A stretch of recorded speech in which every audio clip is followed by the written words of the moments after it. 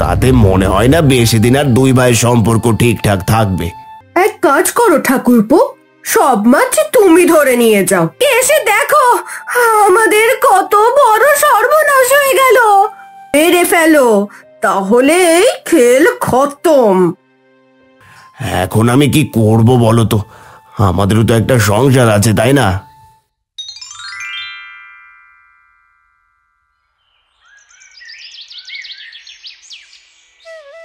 দাদা শুনছো? এবার কিন্তু বেশ ভালো মাছ হয়েছে। দেখো না, মাছগুলো কত বড় বড় হয়েছে। আরে হরি, মাছগুলো সত্যি অনেক তাগড়া হয়েছে। বাজারে বিক্রি করলে বেশ দাম দিয়ে বিক্রি করা যাবে, কি বলিস তুই? হ্যাঁ দাদা, ঠিকই বলেছো তুমি। তাহলে কাল সকালে এই মাছগুলো ধরে বাজারে নিয়ে যেতে হবে, কি বলো দাদা? হ্যাঁ, আমিও তাই ভাবছিলাম। তাড়াতাড়ি বেচে দিলে সংসারে পেট পুড়ে বেশ ভালো মন্দ কিছুদিন খেতে পারবো। এই সময় মোহনের স্ত্রী ঝুমা এসে দাঁড়ায়। তার চোখে মুখে এক ধরনের চালাকির ছাপ। সে একটু তাচ্ছিল্যের হাসি দিয়ে বলে, এক কাজ করো ঠাকুরপো, সব মাছ তুমি ধরে নিয়ে যাও। আর কি দরকার আমাদের ভাগ দেওয়ার? এ কেমন কথা বলছো বৌদি? সব মাছ আমাকেই দিয়ে দেবে কেন? এতে তো তোমাদেরও ভাগ আছে। আবু, হরির সাথে এইভাবে কথা বলছো কেন? বেশ করেছি বলেছি, কি হয়েছে তাতে? ওর বউ তো পুরো নিষ্কম্মা। এই খালের মাছ তো এক ফোঁটাও দেখাশোনা করে না। কিন্তু দেখো, যেই না মাছ বড় হয়েছে, ঠাকুরপো এসে হাজির। আরে যাও তো, মেলা জ্ঞান জ্ঞান করো না তো কানের কাছে। গিয়ে আমার জন্য ভাত বাড়ো, কাজে যেতে হবে আমায়। এখন আমার কথা তো বিষ মনে হবে, যত সব। ঝুমা বিরক্তিকর ভঙ্গিতে ঘুরে চলে যায়। মোহন আর হরি একে অপরের দিকে তাকিয়ে কিছু একটা ভাবতে থাকে। পুকুরের শান্ত পানিতে সূর্যের আলো চিকচিক করে উঠছে, আর তাদের মনে জন্ম নিচ্ছে এক নতুন পরিকল্পনা।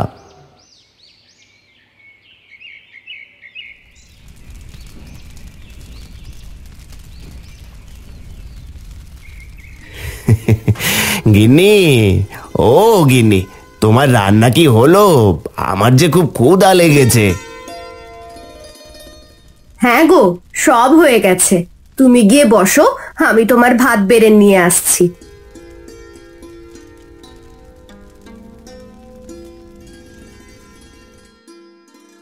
হরি মাটির একটি নিচু পিঁড়িতে বসে গিন্নি গরম ভাত, মাছ আর তরকারি পরিবেশন করে। হরি খেতে শুরু করে। গিন্নি পাশে বসে থাকে, কিছু ভাবছে মনে হয়। হঠাৎ সে বলে, ওগো, বলছি পুকুরের মাছ তো এবার বেশ বড় হয়েছে।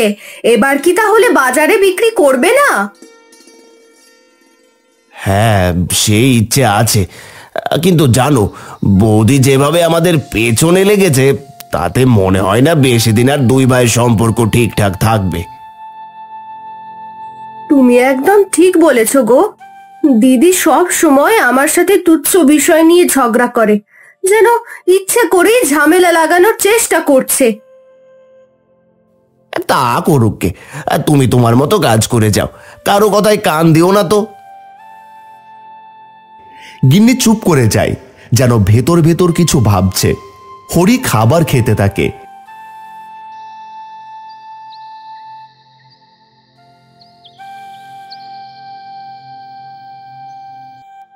বলি শোনো, এখনো সময় আছে। তোমার ভাইয়ের সাথে সব সম্পত্তি ভাগ করে নাও, না হলে শেষে হাতে কিচ্ছু পাবে না। তুমি সারাক্ষণ এইসব কথা বলো কেন তো? সব সময় ঝগড়া বাঁধিয়ে রাখার দরকার কি? এখন সব দোষ আমার, তাই না? সারাদিন খেটে মরি আমি, আর ওই নবাবজাদি একটু কাজ করতে চায় না। মাছদের খেতে দিতে বললেই বলে আমি পারবো না। এ কেমন কথা? হ্যাঁ, কি বলছো? ছোট ভাইয়ের এত বড় সাহস যে আমার বউকে হুকুম করে? তাই তো বলছি, আমি কি এমনি এমনি এসব বলছি? ওরা আমাদের মাথার ওপর বসে আছে আর আমরা চুপ করে থাকবো? না না না না না, এবার এর একটা ব্যবস্থা করতেই হবে। ঝুমা সন্তুষ্টভাবে হাসে। মোহনের চোখে এক কঠিন সিদ্ধান্তের আভাস।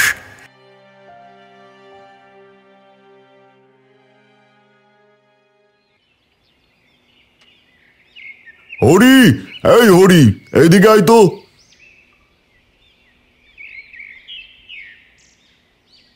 হ্যাঁ দাদা, বলো কি হয়েছে? কি হয়নি তাই বল। তোর বউ সারাদিন আমার বউকে হুকুম করে, এটা কর ওটা কর, যেন সে আমাদের চাকর পেয়েছে। এসব কি বলছো দাদা? এমন কিছু হয়নি তো। বৌদি তোমাকে বানিয়ে বানিয়ে এইসব বলছে। বানিয়ে বলছে নাকি? আমি যেন বুঝি না। শোন, যা বলছি আমি ঠিকই বলছি। অনেক হয়েছে আর না, আজকে এই খালের সব মাছ ধরে ফেলবো, তারপর তুই আর আমি মিলে সমান ভাগে ভাগ করে নেব। ঠিক আছে, যদি ভাগ করতেই হয় তাহলে খালের অর্ধেক ভাগ কিন্তু আমার। আচ্ছা আচ্ছা, যাও জাল নিয়ে আয় এখন।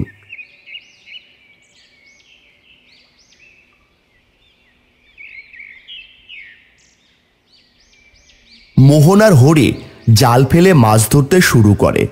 কিছুক্ষণ পর কয়েক হাঁড়ি মাছ ধরা হয়। মোহন হাঁড়ি গোনে। শোন হরি, এই 2 হাঁড়ি মাছ তোর আর এই 3 হাঁড়ি মাছ আমার। এ কি দাদা, তুমি নেবে 3 হাঁড়ি মাছ আর আমাকে দিলে 2 হাঁড়ি?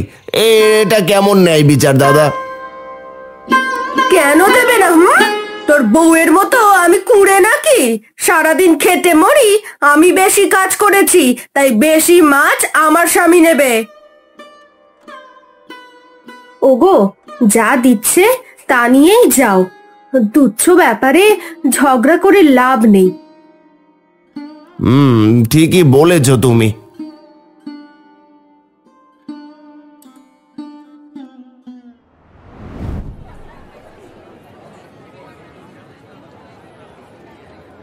এই যে নিয়ে যান নিয়ে যান, একদম টাটকা মাছ, নিজের পুকুরের মাছ, একেবারে সতেজ, দামও খুব কম।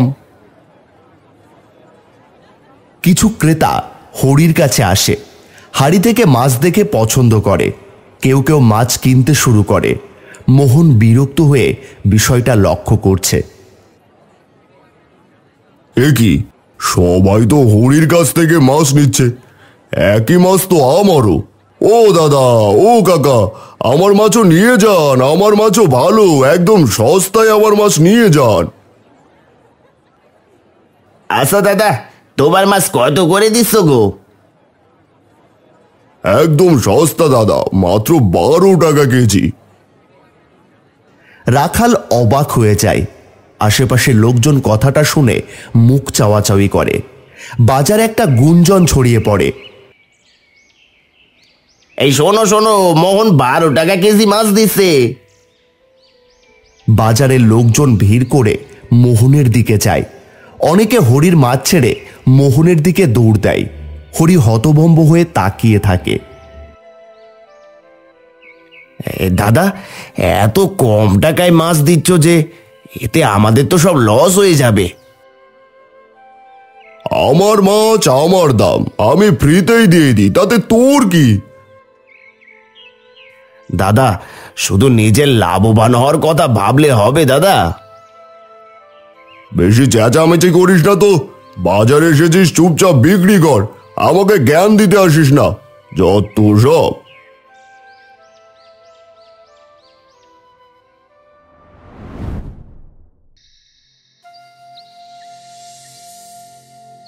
দাদা তো সব কিছু থেকে আমাকে বঞ্চিত করলো কিনে।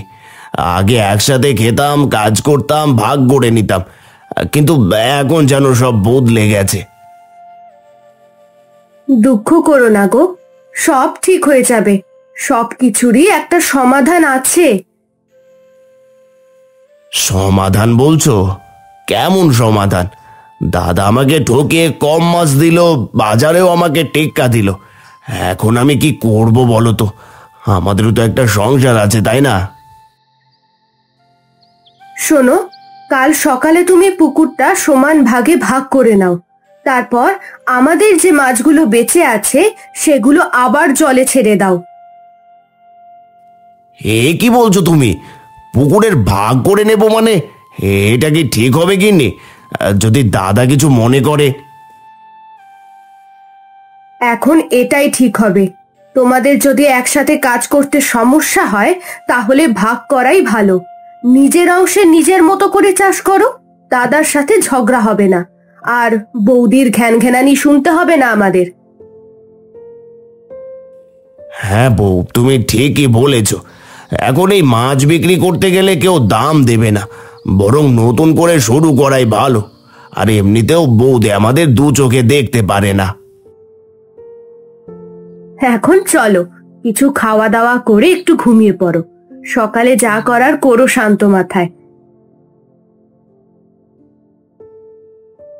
গিন্নি থালায় ভাত তুলে দেয়। হরি ধীরে ধীরে খেতে বসে। বাইরে ঝিরঝিরে বাতাস বইছে, যেন আগামীর পরিবর্তনের ইঙ্গিত দিচ্ছে।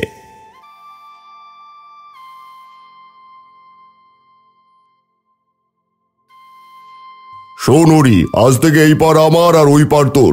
তুই আমার পাশে আসবি না আর আমি তোর পাশে যাব না। ঠিক আছে দাদা, ঠিক আছে। যার যার অংশ শেষে দেখবে। ও গিন্নি, হাড়ির মাছগুলো নিয়ে আসো তো, পুকুরে মাছ ছাড়তে হবে যে। আচ্ছা দাঁড়াও, আমি গিয়ে নিয়ে আসছি। এই নাও মাছের হাড়ি, সাবধানে ছাড়ো কিন্তু। হ্যাঁ হ্যাঁ, দাও দাও। এবার শুরু হোক নতুন করে আমাদের ছোট্ট জীবনের সংসার। পুকুরের ছলাৎ ছলাৎ করে শব্দ ওঠে। ছোট ছোট মাছগুলো আনন্দে সাঁতার কাটে। মোহন তা দেখে একটু চিন্তায় পড়ে যায়। ঝুমা মুখ বাঁকিয়ে তাকায়। ওগো শুনছো, ওরা তো মাছ ছাড়লো। আমরা কি মাছ ছাড়বো না, নাকি শুধু চেয়ে চেয়ে দেখবো? হ্যাঁ হ্যাঁ, ছাড়বো। আমাদেরও মাছ কম নাকি? দরকার পড়লে বাজার থেকে কিনে নিয়ে এসে ছাড়বো। মোহনও হাড়ি থেকে মাছ ছাড়ে। দুপাশে সমান তালে মাছ ছাড়া হয়। সময় কেটে যায়, দিন পেরিয়ে যায়। পুকুরের জল আরো স্বচ্ছ। মাছগুলো বড় হতে শুরু করেছে। একদিন পুকুরের ধারে গিন্নি ও ঝুমার দেখা হয়। গিন্নির মুখে হাসি আর ঝুমার চোখে মুখে আগুন।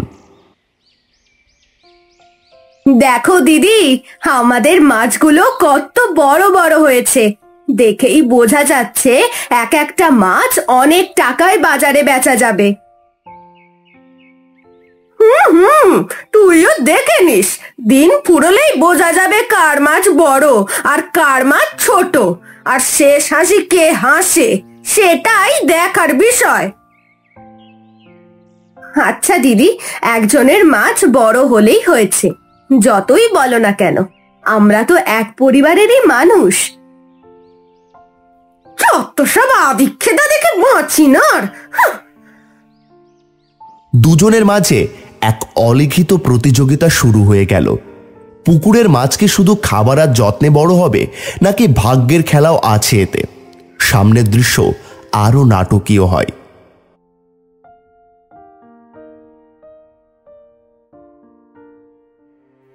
ওগো শুনছো তুমি, হরির মাছগুলো কত বড় বড় হয়েছে, তা কি তোমার খেয়াল আছে? তা তো হয়েছে। বেশ ভালোই বড় হয়েছে দেখছি মাছগুলো।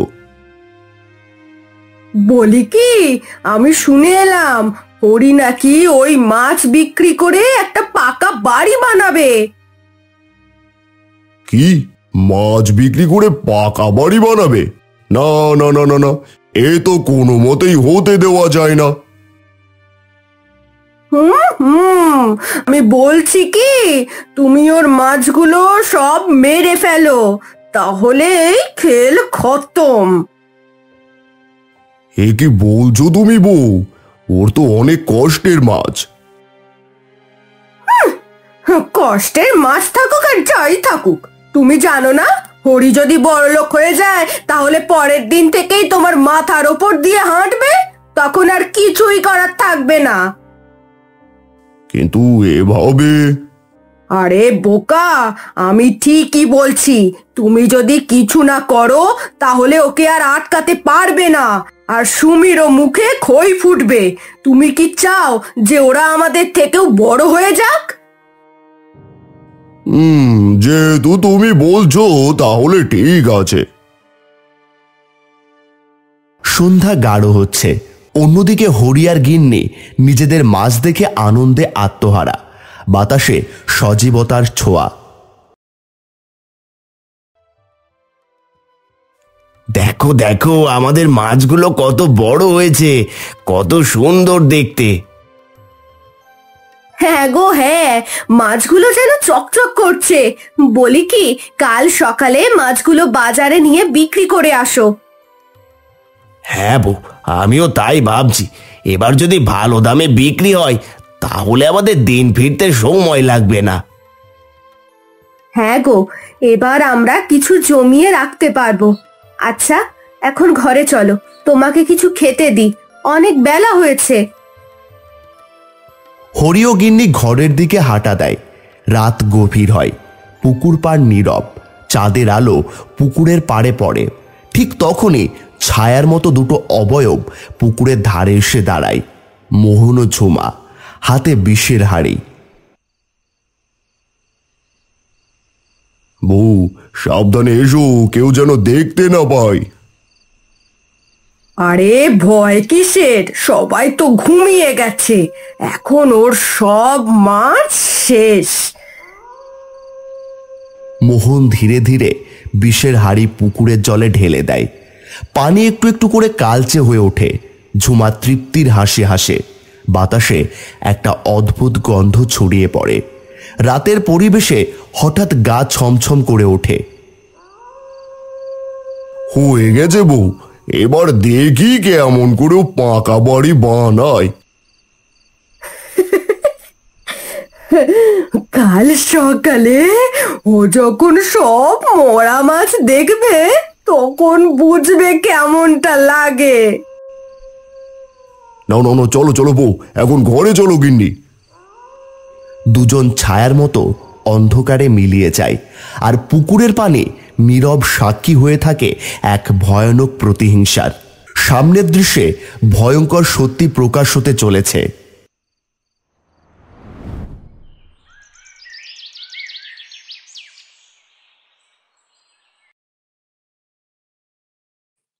হায় হায় হায়, এ কি সর্বনাশ হলো গো আমাদের! ও গো, তুমি কোথায়? এইদিকে এসে দেখো, আমাদের কত বড় সর্বনাশ হয়ে গেল।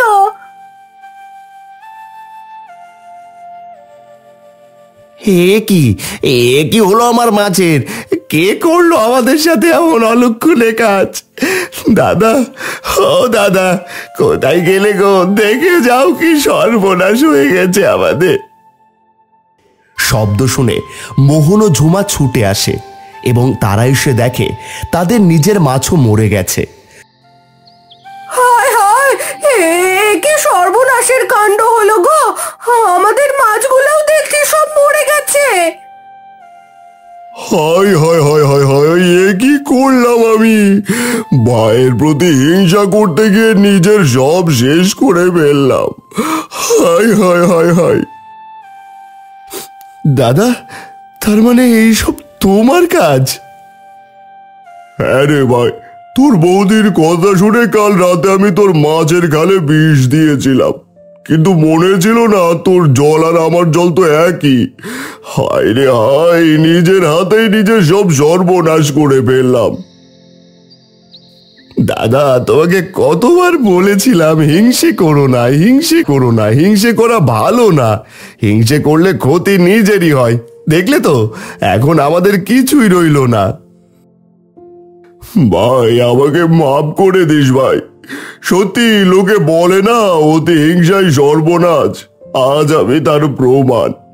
হাই ভাই, আজ থেকে আমরা আবার আগের মতো একসাথে মাছ চাষ করব, আর কোনো বিভেদ রাখবো না।